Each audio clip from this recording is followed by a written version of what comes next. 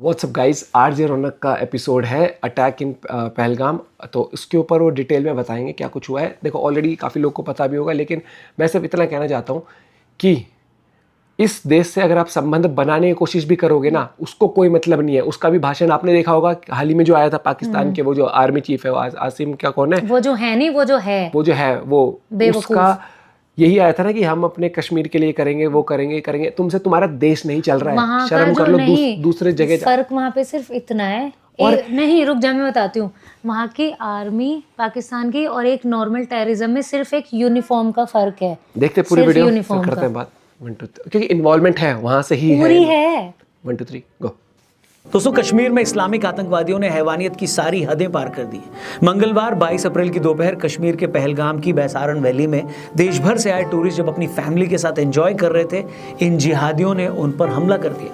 लोगों को मारने से पहले उनके नाम पूछे गए, कपड़े उतार कर उनकी मजहबी पहचान चेक की गई, और जब एक कंफर्म हो गया कि सामने वाला मुसलमान नहीं है तो फिर उन्हें भून दिया गया।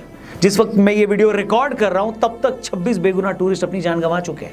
मरने वालों में महाराष्ट्र से लेकर गुजरात, कर्नाटक, ओडिशा, उत्तर प्रदेश, हर स्टेट का नागरिक है दोस्तों।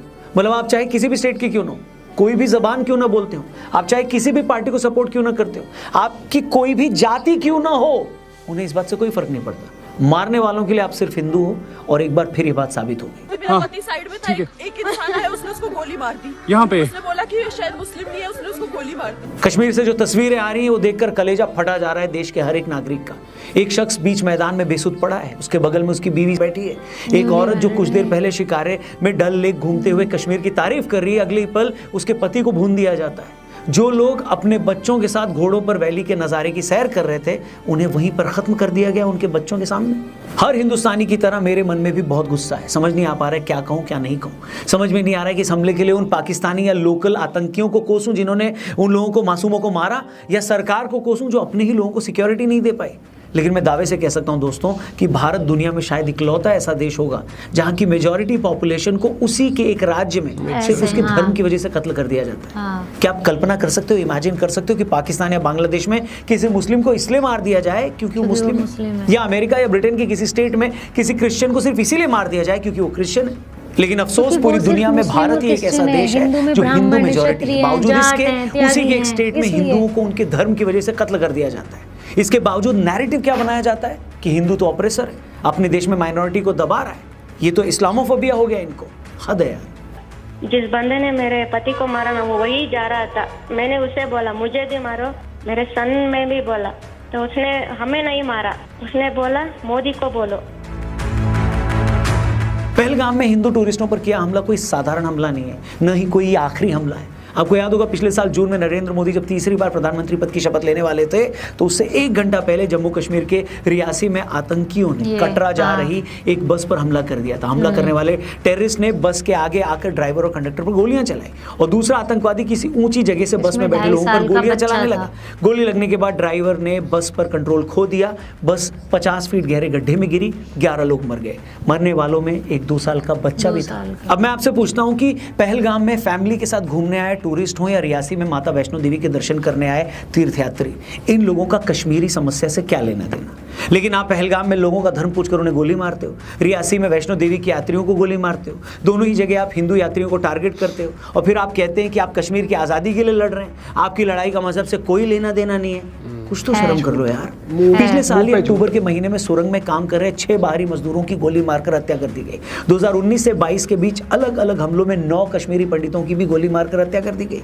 इसी तरह 5 अक्टूबर 2021 को श्रीनगर के प्रसिद्ध फार्मासिस्ट माखन लाल बिंदु की उनकी दुकान में घुसकर हत्या कर दी गई। उसी दिन पानी पूरी बेचने वाले वीरेंद्र पासवान को भी गोली मार दिया गया। उसी साल 7 अक्टूबर को सतिंदर कौर नाम की एक प्रिंसिपल की उनके स्कूल में हत्या कर दी गई। फिर 16 अक्टूबर को एक रेहड़ी वाले अरविंद कुमार शाह की भी हत्या कर दी गई। दोस्तों 2022 की बात करूं तो 2022 में आतंकवादियों ने एक एक करके कई कश्मीरी पंडितों की हत्या की। पहले इन लोगों ने रेवेन्यू डिपार्टमेंट में काम करने वाले राहुल भट्ट का कत्ल किया, फिर रजनी बाला नाम की स्कूल टीचर को मारा, और फिर कुलगाम में बैंक मैनेजर की पोस्ट पर काम कर रहे विजय कुमार का भी मर्डर कर दिया। मतलब रेडी वाला हो, पानीपुरी वाला हो, बुजुर्ग दुकानदार हो, महिला टीचर हो, इन जिहादियों को किसी चीज से कोई लेना देना नहीं। अगर आप नॉन मुस्लिम हैं तो फिर आप मरने के हकदार हैं। ये लोग कश्मीरी और कश्मीरियत की इतनी बातें करते हैं, लेकिन ये उन कश्मीरी पंडितों को भी कश्मीर में नहीं रहने देते जो इस धरती के मूल निवासी हैं। एक टाइम था दोस्तों जब कश्मीर में आए दिन पत्थरबाजी होती थी, जब पाकिस्तानी पैसे पर कश्मीर में अलगाववाद फैलाने वाले हुर्रियत के लोग हर दिन बंद करवा देते थे। तब कुछ लोगों का ये रोना था कि सरकार तो रोजगार नहीं दे रही है, टूरिस्ट यहाँ आता नहीं है, इसलिए यहाँ का यूथ, यहाँ का नौजवान नाराज है। लेकिन भाई आर्टिकल 370 हटने के बाद तो आज रिकॉर्ड तोड़ टूरिस्ट कश्मीर आ रहा है। पिछले साल ही 2 करोड़ 35 लाख टूरिस्ट कश्मीर गए। लोकसभा और विधानसभा चुनाव में रिकॉर्ड वोटिंग हो रही है। श्रीनगर में फार्मूला 1 रेस हो रही है। G20 जैसे अंतर्राष्ट्रीय इवेंट्स हो रहे हैं। चिनाब नदी पर भारत के इंजीनियर्स ने दुनिया का सबसे बड़ा रेलवे पुल बना दिया है। दिल्ली से श्रीनगर तक सीधी ट्रेन चलने वाली है। कश्मीर की सड़कों पर पैलेट गन चलना बंद हो गई है। बच्चे रोज स्कूल जा रहे हैं दोस्तों। बावजूद इसके अगर इस तरह के हमले होते हैं तो आप ये समझ जाइए कि कश्मीर में आतंकवाद का न तो रोजगार से कोई लेना देना तब था और ना आज है। इस आतंकवाद की जड़ तब भी इस्लामिक जिहाद में छिपी थी और आज भी इसमें छिपी है। इसे किसी भी और नजर से देखना, इसके लिए कोई भी और रीजन जो जस्टिफिकेशन आपको याद है ना वाजपेयी साहब के टाइम क्या हुआ था? मोदी को आप टफ टास्क मास्टर बोल लीजिए, लेकिन वाजपेयी साहब पीएम बने थे तब क्या हालात थे? उस वक्त आज से कहीं ज्यादा आतंकी हमले होते थे। सेना और सीआरपीएफ भी लगातार इनके खिलाफ ऑपरेशन चलाती थी। लेकिन अटल जी जब पीएम बने तो भारत सरकार ने शांति की पहल करते हुए रमजान के पाक महीने में इनके खिलाफ ऑपरेशंस रोक दिए। आज भी कश्मीर में बहुत सारे लोग अटल जी की सरकार की उस पहल की तारीफ करते हैं, मगर उन सब के बदले में कश्मीर में आतंकवाद फैला रहे लोगों ने क्या दिया और क्या किया? आतंकवादियों ने अगस्त 2000 में पहलगाम में श्रद्धालुओं के जत्थे पर हमला करके 30 लोगों की जान ले ली। उस हमले में 60 से ज्यादा लोग जख्मी हो गए। अगले साल 20 जुलाई 2001 में अमरनाथ यात्रा पर शेषनाग में ऐसा ही हमला हुआ जिससे 13 लोगों की जान चली गई। इसके बाद 6 जुलाई 2002 में फिर से अमरनाथ यात्रा में कैंप पर हमला करके 9 श्रद्धालुओं को मार दिया गया। इसके बाद अमरनाथ यात्रा पर ऐसा ही हमला 2017 में भी हुआ जब अनंतनाग में 8 श्रद्धालु मारे गए। एक पल के लिए हम ये मान भी लें कि कश्मीर में जो भी थोड़े बहुत लोग जंगे आज़ादी के लिए सब कर रहे हैं, मगर मैं पूछना चाहता हूँ जंगे आज़ादी की कौन सी ये लड़ाई है जिसमें आप उन लोगों को मार डालते हैं जो आपके घर अपने ईश्वर को पूजने आए होते हैं, जो आपके शहर घूमने आए हुए हैं, जो आप ही लोगों को रोजगार दे रहे हैं? अरे भाई बाहर से आया कोई भी शख्स हमारे यहाँ मेहमान माना जाता है। गरीब से गरीब आदमी खुद भूखा रह लेता है मगर वो अपने मेहमान की सेवा करना नहीं भूलता। मगर कश्मीर में तो आतंकवादी उन लोगों को मार डालते हैं जो उनके घर अपने ईश्वर की पूजा करने आ रहे हैं। हर युद्ध, हर लड़ाई, हर वॉर के कुछ रूल्स होते हैं, कुछ नियम होते हैं दोस्तों। फौजें भी आम नागरिकों पर हमला नहीं करती हैं, मगर ये आतंकवादी तो इतने बेशरम और नीच हैं कि ये लोग निहत्थे टूरिस्ट को भी नहीं छोड़ रहे हैं। ये लोग ये नहीं समझते कि निहत्थे लोगों पर गोली चलाकर उन्हें मार देना जिहाद नहीं है, नपुंसकता है। इसका इलाज तो कहीं ना कहीं पाकिस्तान को परमानेंट सबक सिखाने में ही है। आपको याद होगा कि पुलवामा अटैक के बाद भारत ने जब सर्जिकल स्ट्राइक की तो कैसे पाकिस्तान की अकल तब ठिकाने आ गई थी। उसे समझ में आ गया था कि वो भारत को न्यूक्लियर बम की और धमकी नहीं दे सकता। इसके बाद वो कुछ साल तक टिका भी रहा, लेकिन अब पाकिस्तान की खुद की हालत खराब हो रही है। बलूचिस्तान उसे संभल नहीं रहा।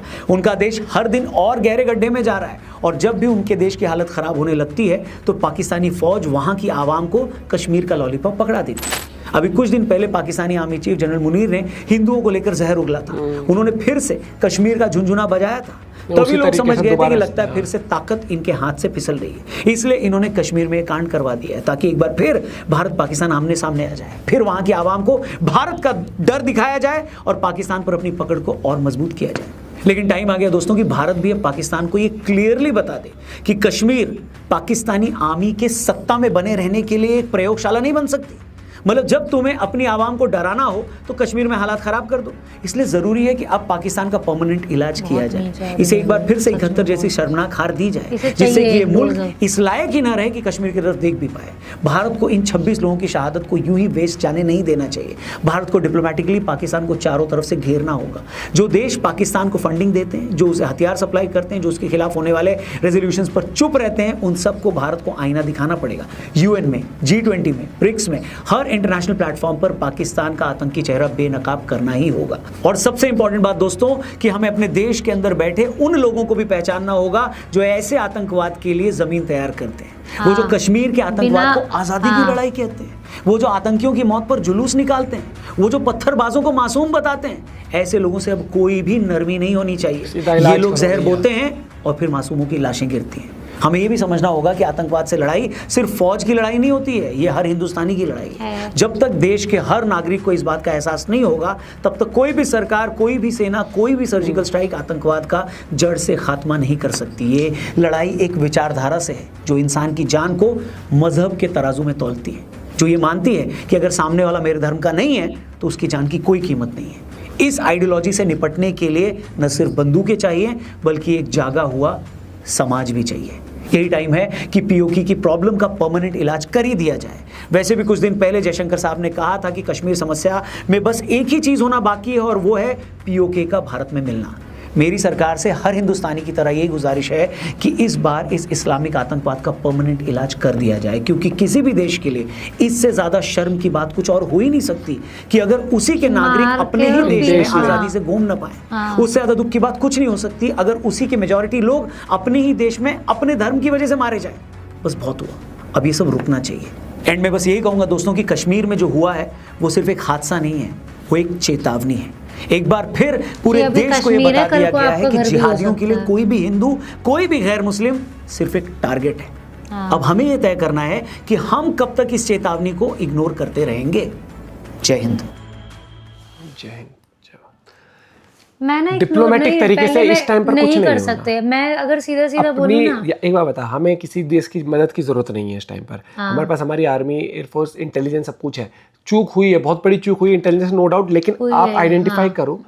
आप देखो, आप पता तो लग जाएगा कि उसके नहीं आ सकते, पता तो सब कुछ आ जाएगा कि कहाँ पर इनको पनाह मिली थी, किसने पनाह दी थी, कहाँ से आए थे, क्या था, हर एक की इन्वॉल्वमेंट किसका था, पाकिस्तान से किस किस तरीके से था। मैं बता रहा हूँ, इलाज तो होगा, लेकिन इलाज अब की बार ऐसा होना चाहिए इनकी बैठे बैठे ना, उसकी आर्मी चीफ जिसने उस माइक से भाषण दिया था, माइक पकड़ने से पहले 10 बार ये सोचे कि मेरे पे नहीं, मेरे पे आसपास से तो कुछ नहीं हो जाएगा। इतना डर होना चाहिए, डर बिठा दो कि उनके लोग जीते जी ये सोचे कि मेरे आसपास नहीं, घर से निकलने से पहले ये ना सोचे कि कोई कहीं से आके ये होना। अब मैं एक नॉर्मल सी चीज बोल रही हूँ, बहुत सही बोला कि एक इंडिया के लोग मेजॉरिटी में जो है, माइनॉरिटी की बात ही नहीं कर रहा मैं, मेजॉरिटी में जो है वही अपने देश में सेफ फीलिंग कर रहा है। सबसे बड़ी बात, आप टूरिस्ट कहीं घूम रहा है, कुछ हो रहा है, आप क्या कर रहे हो भाई? ऐसे नहीं, मैं ये इसको इस चीज से देखो ही मत कि हाय कश्मीर है, वहां तो ये सब होता रहता है। अरे भाई, कश्मीर में कोई वैसा उस पे नहीं है, किसी नेता है, किसी उस पे नहीं हुआ है, कोई मतलब जैसे आर्मी वाले, उसमें नॉर्मल कॉमन लोग जो टूरिस्ट होते हैं यहाँ पे, नॉर्मल, ना तो वो पर्टिकुलर किसी मंदिर में जा रहे थे, ना वो किसी यात्रा, चाहे मंदिर में जाए, कहीं अगर वो अमरनाथ यात्रा में भी जाते हैं, ये चीज हो ना कि यहाँ तो चलो ठीक है, वो थोड़ा सा सेंसिटिव। अरे भाई, कल कश्मीर था, आज कुछ भी हो सकता है, हिमाचल हो सकता है, उत्तराखंड हो सकता है, राजस्थान, वो कुछ भी हो सकता है। और मैं ना एक ये चीज़ है, देखो, जो दोगले लोग हैं ना, वो मैंने बहुत देखे हैं। आज मैंने बहुत लोगों के स्टेटस देखे हैं, उसमें कुछ लोगों का स्टेटस बताती हूँ कि मीडिया ने ना हाइप बना रखी है बहुत ज़्यादा, और उसमें इसको रिलीजन से ना जोड़ा जाए, वो वहाँ पे मरने वाला कोई भी हो सकता था। अरे एक बंदा तुमसे साफ पूछ रहा है कि हिंदू हो या मुस्लिम हो, अगर तुम हिंदू नहीं हो, ठीक, वो अगर तुम मुस्लिम नहीं हो, बाकी तुम कह हो, तो वो तुम्हें मार रहा है। वो उसको नहीं मतलब हिंदी बोलते हो तुम, इंग्लिश बोलते हो तुम, कोई मतलब नहीं। मैं तो ये दोगलापन वो कर रही हूँ कि अभी भी लोग ये कह रहे हैं इसको उस चीज ऐसे मत करो। अरे वो साफ साफ बोल के जा रहा है इस चीज को। सालों साल अमरनाथ यात्रा पर जो श्रद्धालु जो जा रहे हैं उन पर हमला कर रहे हो। एक बात बताओ, इतना तो आपको ही पता होगा, अमरनाथ यात्रा कौन जा रहे हैं? वैष्णो देवी की बस में कौन लोग थे, पता नहीं क्या, बिल्कुल ही ऐसे हो गए। और हाँ, जब वो फिर कूल भी तो लगता है कि देखो देखो, हमने तो बहुत अच्छा बोल दिया, हम तो ये सब, हम तो कूल बन गए, हम तो मैच्योर बन गए, हमने तो देखो वहाँ के राफा में भी बोला था, हमने तो ये भी, हमने तो पैलेस्टीन के लिए भाड़ में गया राफा, भाड़ में गया पाकिस्तान। यहाँ पर सबसे पहले आप खुद के लिए नहीं जी सकते ना, किसी और के लिए छोड़ दो, अपने लोगों के लिए आप स्टैंड नहीं ले सकते हो ना। और सही और गलत में अगर आप पट्टी बांध के चलते हो तो फिर तो आप रहने ही दो, मुझे लगता है। आप अपना पॉइंट भी शेयर कर सकते हो। मिलते हैं वीडियो के साथ।